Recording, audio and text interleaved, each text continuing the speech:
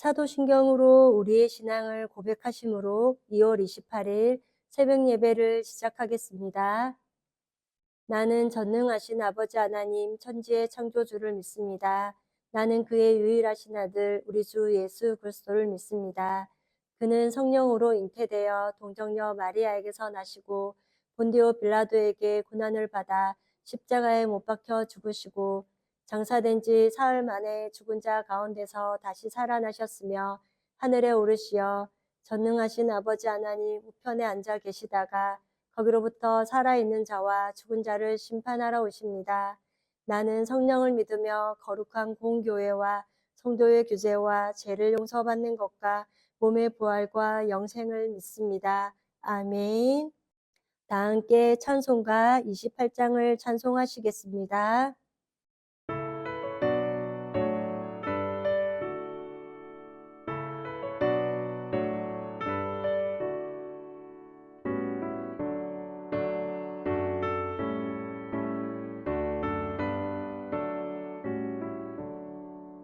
복의 근원 강림하사 찬송하게 하소서. 한량없이 자비하심 증명할 기록도다. 천사들의 찬송가를 내게 가르치소서. 구속하신 그 사랑을 항상 찬송합니다. 주의 그 신동은 많아 이때까지 왔으니 이와 같이 천국에도 이르기를 바라네. 하나님의 품을 떠나 죄에 빠진 우리를 예수 구원하시려고 보혈 흘려 주셨네. 주의 귀한 은혜 받고 일생 빚진 자 되네. 주의 은혜 사슬되사 나를 주께 매소서. 우리 마음은 연약하여 범죄하기 쉬우니 하나님이 받으시고 선국인을 지소서.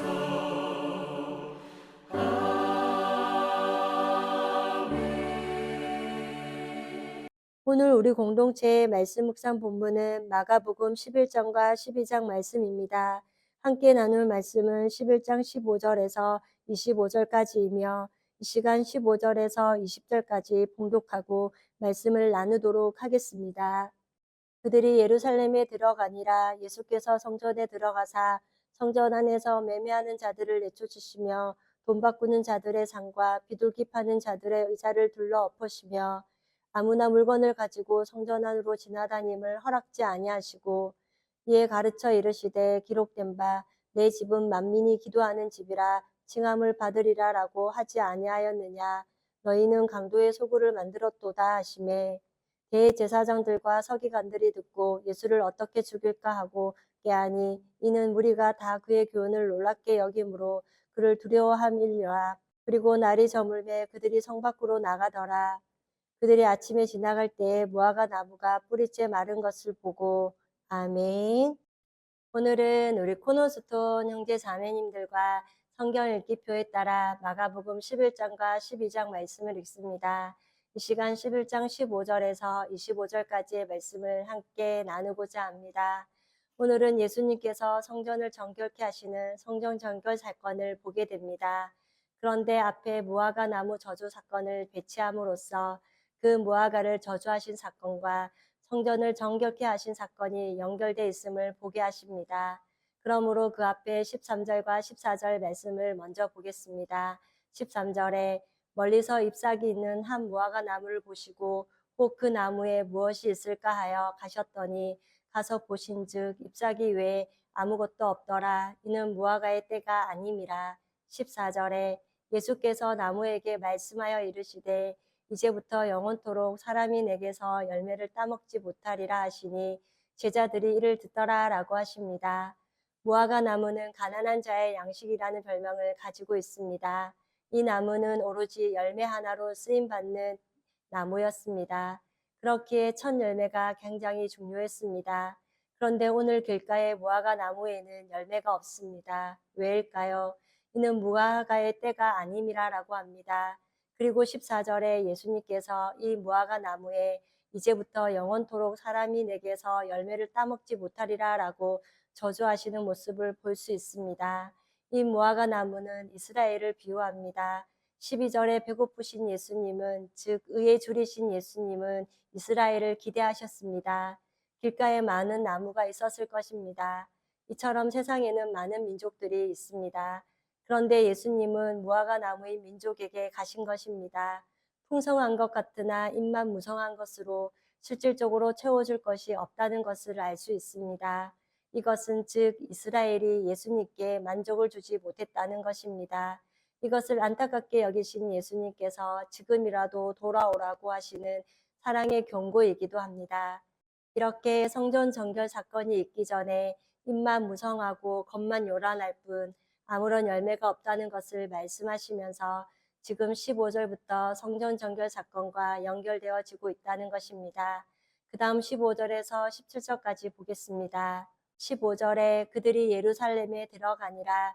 예수께서 성전에 들어가사 성전 안에서 매매하는 자들을 내쫓으시며 돈 바꾸는 자들의 상과 비둘기 파는 자들의 의자를 둘러 엎으시며 16절에 아무나 물건을 가지고 성전 안으로 지나다님을 허락지 아니하시고 17절에 이에 가르쳐 이르시되 기록된 바 내 집은 만민은 기도하는 집이라 칭함을 받으리라 하지 아니하였느냐. 너희는 강도의 소굴을 만들었도다 하시매라고 하십니다. 만민이 기도하는 집인 성전이 지금 장사의 소굴이 되고 말았습니다. 이사야 56장 7절 말씀을 보면 내가 곧 그들을 나의 성산으로 인도하여 기도하는 내 집에서 그들을 기쁘게 할 것이며 그들의 번제와 희생을 나의 제단에서 기꺼이 받게 되리니 이는 내 집은 만민이 기도하는 집이라 일컬음이 될 것이라 라고 하십니다. 이렇게 하나님의 성전은 만민이 기도하는 집이라고 말씀하셨습니다. 예레미야 7장 11절 말씀을 보면 내 이름으로 일컬음을 받는 이 집이 너희 눈에는 도둑의 소굴로 보이느냐. 보라 나 곧 내가 그것을 보았노라 여호와의 말씀이라 라고 하십니다. 예레미야 선지자를 통해서 너는 지금 만민이 기도하는 집을 도둑의 소굴로 만들었느냐라고 하나님께서 질책하시는 모습을 볼 수 있습니다. 왜 그렇게 되었을까요? 처음 취지는 나쁘지 않았습니다. 원래는 제사장들이 재물을 보고 판단하는 것이었습니다. 이 재물은 흠이 있다 없다로 판단했던 것입니다. 그런데 집에서 멀리서 가져온 재물은 계속해서 흠이 있다고 판정을 내렸기에 재물이 되지 못하게 하니까 결국 거기서 서 쓸 수밖에 없도록 만들어 놓은 것입니다. 그러므로 이 당시 성전을 관리하던 제사장들은 유월절을 지키기 위해 몰려든 무리에게 로마 황제 얼굴이 새겨진 로마 항표로 성전세를 내지 못하게 했습니다. 정작 자신들은 돈이 우상이면서 로마 화폐를 성전에 내는 것이 우상 숭배임을 가르친 것입니다. 그러고는 상인들을 통해 로마 화폐를 성전 화폐로 바꾸어 주며 부당한 이익을 취했습니다. 또한 이스라엘 사람들은 성전에 올 때 순양과 순년서 그리고 비둘기 등을 제물로 가져와 바쳤습니다. 그중 비둘기는 가난한 사람들이 바치는 제물이었습니다. 그러나 비둘기는 가져오기가 불편해서 성전 앞에서 비둘기를 사서 바치는 게 관례였습니다. 그런데 제사장들이나 성전을 관리하는 자들 그리고 상인들이 밀접한 관련이 있었던 것입니다. 따라서 이 성전보다도 성전에서 드리는 제사보다도 이익이 생기게 하는 권리, 즉 기득권자들의 이익이 더 커지게 되었습니다. 결국 이 모든 일은 성전 관리를 한다는 명목에서 하나님보다도 성전과 제사가 더 중요해진 것입니다. 하나님의 전이 되어야 할 성전이 하나님보다 더 중요했습니다. 그리고 하나님께 나아가기 위해 드리는 제사가 하나님보다 더 중요해진 것입니다. 하나님이 안 계시는 성전에서 인간들의 이익을 위한 소굴이 되고 말았습니다. 이것은 경건을 이익의 재료로 삼고 만 것입니다. 우리도 예배를 드리기 위해 성전, 즉 교회에 옵니다. 우리가 드리는 예배가 형식과 절차로 하나님보다 더 중요한 것으로 착각될 때가 있음을 보게 됩니다. 그렇기에 예배보다 제물이 더 중요하다는 것을 말하는 것이 이 사건임을 깨닫습니다. 따라서 본질이 변질되어 버린 성전에 대해서 예수님께서는 뭐라고 말씀하셨나요? 그리고 제자들이 헤롯 성전을 보고 얼마나 웅장하냐라고 말했습니다. 그러나 예수님께서는 성전을 보시고 눈물을 흘리시며 돌 위에 돌 하나 남지 않을 것이다. 다 무너질 것이다. 라고 예언하셨습니다. 성전을 강도의 속으로 만들었을 때 정작 계셔야 할 하나님은 쫓아내어 버리고 장사꾼들만 불러들였을 때 그때는 어떻게 되느냐는 것입니다. 이렇게 우리도 우리 안에 성전을 깨끗하게 하기 위하여 둘러엎어야 할 것이 있을 거라 생각합니다. 또한 우리는 하나님의 일을 한다고 하면서 실상은 나 자신의 이익을 위해 하고 있지 않는지 돌아보아야 할 것입니다. 그 다음 이제 18절에는 대제사장들과 서기관들이 듣고 예수를 어떻게 죽일까 하고 깨하니 이는 무리가 다 그의 교훈을 놀랍게 여김으로 그를 두려워함일러라 라고 합니다. 지금부터 대제사장들과 서기관들은 예수님을 어떻게 죽일까 하고 방법을 찾기 시작한 것입니다. 어떻게 성전을 개혁하여 깨끗하게 할 것인가 이런 것들을 생각하고 방도를 찾는 것이 아니라 어떻게 예수님을 제거할 것인가 그 방법을 찾는 어리석고 안타까운 모습을 보게 됩니다. 그리고 죽이고자 하는 이유는 다 그의 교훈을 놀랍게 여김으로 두려워했다라고 합니다. 그러나 실상은 예수님의 가르침대로라고 하면 이 성전에서 제사장들이 쫓겨나야 하는 것입니다. 그렇기에 예수님의 가르침은 자신들의 밥그릇이 빼앗기고 쫓겨나야 하는 말씀이기 때문입니다. 그래서 그들이 두려워한 것임을 알 수 있습니다. 그리고 그 다음 20절과 21절 말씀을 보면 20절에 그들이 아침에 지나갈 때 무화과 나무가 뿌리째 마른 것을 보고 21절에 베드로가 생각이 나서 여짜오되 랍비여 보소서 저주하신 무화과가 말랐나이다 라고 하십니다. 어제 예수님께서 무화과 나무를 저주하셨는데 단 하루 만에 아침이 되자 무화과 나무가 뿌리채 말라버린 것을 보게 됩니다. 그런데 예수님께서 무화과 나무가 제때 열매를 맺지 않는 것을 저주하셨고 성전에 들어가셔서 성전을 정결케 하시는 그리고 이 성전이 무너질 것을 예수님께서 미리 말씀하셨습니다. 이 성전은 없어져야 마땅하다라고까지 말씀하신 것입니다. 이제 제자들에게 말씀하시기를 22절과 23절 말씀을 보겠습니다. 22절에 예수께서 그들에게 대답하여 이르시되 하나님을 믿으라. 23절에 내가 진실로 너희에게 이르노니 누구든지 이 산더러 들리어 바다에 던지라 하며 그 말한 것이 이루어질 것을 믿고 마음에 의심하지 아니하면 그대로 되리라 라고 하십니다. 무화과 나무 사건이 이루어졌을 때 하나님을 믿으라는 것입니다. 예수님께서는 너희들이 지금 가져야 할 것은 본질을 제대로 믿는 믿음이라는 것을 말씀하셨습니다. 앞서 말씀드린 것처럼 무화과 나무는 이스라엘을 상징합니다.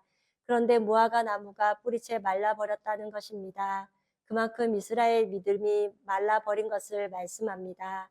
그렇기에 성전을 우상으로 여기며 잘못된 신앙으로 성전을 들락날락하지 말고 오직 진실로 하나님을 믿으라는 말씀이기도 합니다. 그리고 예수님께서는 지금 성전을 뒤집어 엎으시면서 유대 종교 지도자들에게 강도라고 말씀하시는 것입니다. 이들은 하나님을 믿는 것이 아니라 하나님을 우상화하여 자신의 이익을 챙기다가 강도가 되고 말아 버렸습니다.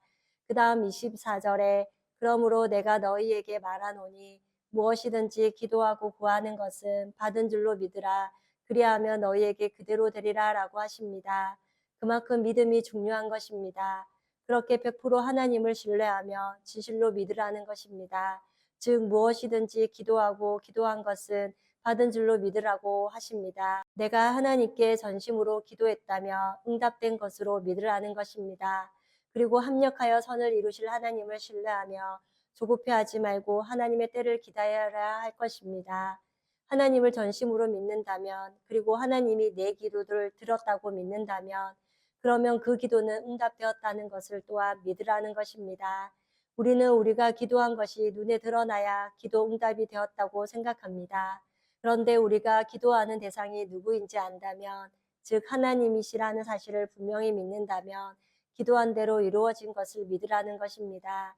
이런 믿음을 우리에게도 가지라고 말씀하시는 것입니다. 그리고 우리가 말씀을 따라 기도하며 말씀을 의지하여 기도하는 사람이 된다면 그 기도는 이미 응답된 줄 믿습니다.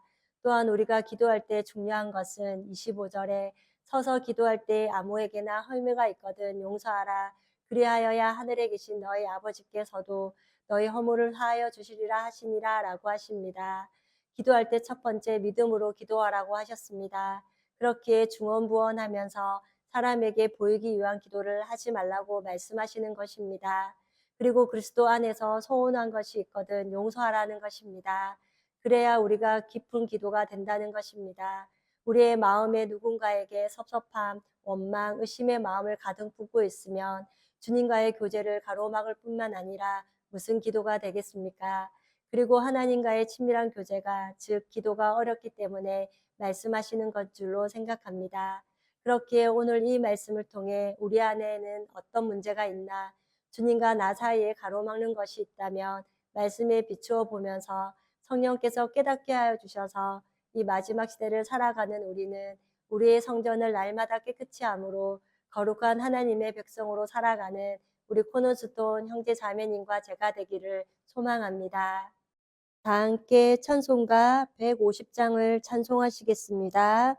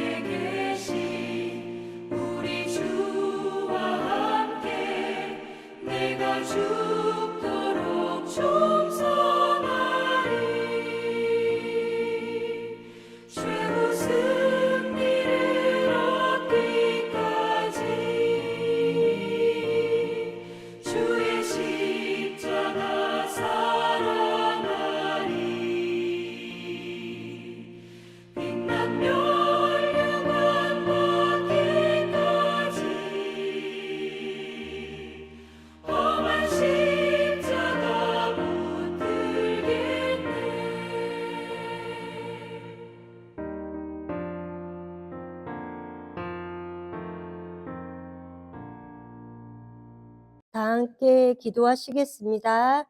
사랑의 하나님, 오늘도 새날을 허락하여 주시고 하늘의 기쁨과 충만함으로 살아가기 위해 말씀 앞에 서게 하신 은혜를 감사합니다. 오늘 마가복음 11장 말씀을 통하여 하나님의 성전을 강도의 소굴로 만드는 유대 종교 지도자들의 모습을 보았습니다. 이 시대도 성전을 타락하게 만드는 안타까운 모습이 있음을 봅니다. 큰 교회, 유명한 교회가 아니라 하나님의 말씀인 진리가 살아있고 이 마지막 시대에 믿음을 지키기 어렵다 하더라도 성경을 통해 하나님이 알려주신 일들을 소망 가운데 잘 인내하며 최후 승리를 얻는 이 땅의 교회들 그리고 우리 코너스톤 교회가 되게 하옵소서. 또한 우리 안에 있는 죄악을 정결케 하여 주시고 거룩하게 하옵소서. 이 시간 성령 하나님께서 깨닫게 해주시는 우리의 죄악된 모습을 회개할 때 우리를 용서하여 주옵소서. 그리하여 정결케 하시는 하나님의 은혜를 경험하기를 원합니다. 또한 날마다 주님이 받으시기에 합당한 마음과 예배자로 하나님을 예배하며 살아가는 모두가 되게 하옵소서. 지난 주일 하나님의 친구 시리즈 말씀 중 약속의 증표를 갖고 사는 하나님의 친구라는 제목으로 말씀을 듣게 하시니 감사합니다. 하나님의 친구인 아브라함에게 이름을 바꾸어 주시고 할례를 받게 하심으로 증표를 보여주시고 약속을 기억하게 하시는 모습을 보았습니다. 그리고 노아에게도 홍수 이후에 부지기를 보여주심으로 증표를 주셨듯이 하나님의 친구로 그리스도인 우리에게도 성경을 통해 확실한 증표를 주시니 감사합니다. 마지막 시대를 살아가는 하나님의 친구인 우리 코너스톤 성도님들도 우리 안에 성령께서 활동하심으로 죄를 깨닫게 하심을 알고 구원받은 것을 날마다 굳건하게 세워가며 하나님의 말씀을 붙잡고 주님의 날이 임하기를 사모하며 살아가는 모두가 되게 하옵소서. 오늘도 영과 혼과 육이 강건함으로 주님을 기쁘시게 하는 한날이 되기를 소망하며 우리를 죄에서 구원하여 주신 예수님의 이름으로 기도드립니다. 아멘. 이 시간 합심으로 기도할 제목을 나눕니다. 주일 예배와 목회자의 사역을 위해 코너스톤 교회가 진리 위에 든든히 서가도록 그리고 지난 주일 들었던 말씀을 기억하며 교회를 이끌어 가시는 사랑하는 담임 목사님과 목회자들을 위해 소그룹 원들을 위하여 왕들의 이야기 열왕기상 성경 공부를 배울 때 마음에 기쁨이 있게 하여 주시고 성령의 은혜가 충만한 시간이 되도록 그리고 목회자 세미나를 위해 이 시간 또한 각자 가지고 계신 기도의 제목을 놓고 기도하시기를 바라며 오늘도 주 안에서 승리하십시오.